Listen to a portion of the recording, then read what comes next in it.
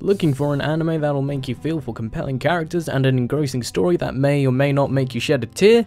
Then look no further, as this in-depth list will inform you on my favorite drama and romance anime that you may like, all spread throughout 5 parts. So subscribe to keep up to date with all those upcoming parts and like to spread the awareness of some of these awesome anime.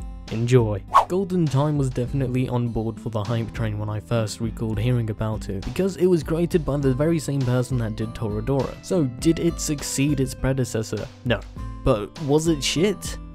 Not necessarily. The story revolves around Tado Banri, a freshman studying law at a university in Tokyo. So at the ready, we have a different change of scenery as opposed to our high school. So not a vast difference, but nonetheless, I gotta give my hats to that at the very least, since it's different, although not entirely. Anyway, the story revolves around the hardships of Tado Banri's relationship with Coco, the eye candy of the series. What essentially causes all this difficulty is how Banri's amnesia from his past appears as a ghost like an alter ego that only Banri can see, who is pretty much the dick that causes all the issues that generally occur in Golden Time. As for the other characters, they each had some interesting background stories and development. Sadly, this wasn't the case for our stereotypical Magane-kun of the series. 2D-kun, I still love you. As overall, my expectations did and didn't deliver, as the show did touch on some mature themes that depicted college life really well, while sharing the spotlight on each relevant character, so the show isn't always on how Coco and Banri are doing. So if you are looking for a different scenario and scenery, Golden Time shouldn't disappoint you in that aspect. My love for The World God Only Knows is limitless. The anime is often praised for its fun comedy and innovative use of the harem subgenre. The breakdown here is that we have Keima, the god of all dating sims, who has no interest whatsoever outside the world of his games, even more so with women. One day he reluctantly accepts a challenge from an email, and before you know it, he's partnered up with our bubbly, cute Shinigami Elsie. He's then confined to a contract where he must drive out the loose souls that take refuge in women of all sorts, whilst feeding on their fears while slowly engulfing them, therefore leaving it to Keima to step up and plan out every encounter based on his experience through dating sims, and driving out these souls through filling each girl he conquers with affection to the point of banging it out with a kiss. The show itself indulges with some relatable drama that each girl he conquers, and then we get a soft reset where he repeats the process with no interruptions from past girls. What enticed me to keep watching was the methodology that Keima used to approach each girl, using abnormal conventions and displaying his choices right on screen, giving the audience a flavour into the world of these dating sims. Heck, after watching The World God Only Knows, I feel a little compelled to trying out a dating sim.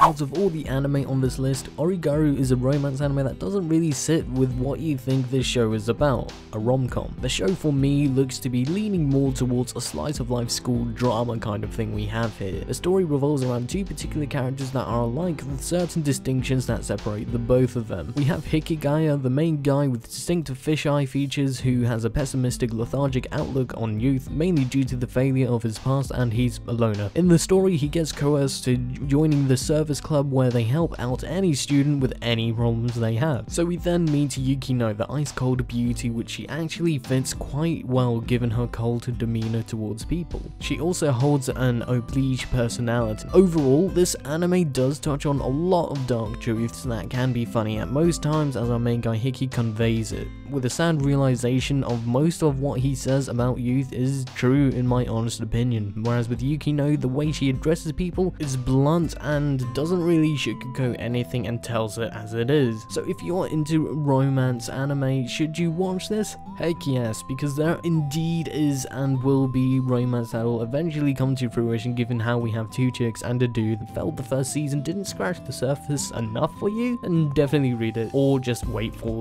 the upcoming season 2. Chunibyo is an anime that I personally deem as simply cute. We have Yuta Togashi, who is seeking to escape his embarrassing past as the Dark Flame Master, which unfortunately comes back to haunt him with the presence of Takanashi Rika, a cute yet innocent yet infected by the 8th grader syndrome, aka Chunibyo. What that means essentially is that she'll believe in the supernatural to the point where she herself believes that she's within this fantasy world along with her surroundings. So pretty much the show revolves around the relationship that starts off to build between Yuta and Rika, where the romance obviously develops, as they are tied together by a contract. Of course, we also get a range of some fun, diverse characters along the way to keep things from from getting stale. As an overall, the story itself was enjoyable for the first season. However, as soon as the sequel hit, everything pretty much for me slowed down drastically to the point where our side characters had more development than the main characters. Of course, the new girl was kind of cool, but she didn't really offer anything enticing to the story, nor that spunk that the first season had. Haganai for sure overwhelmed me with how it was more than just your plain rom-com, as the first series mainly introduced you to the wacky personalities of the group of the Neighbors Club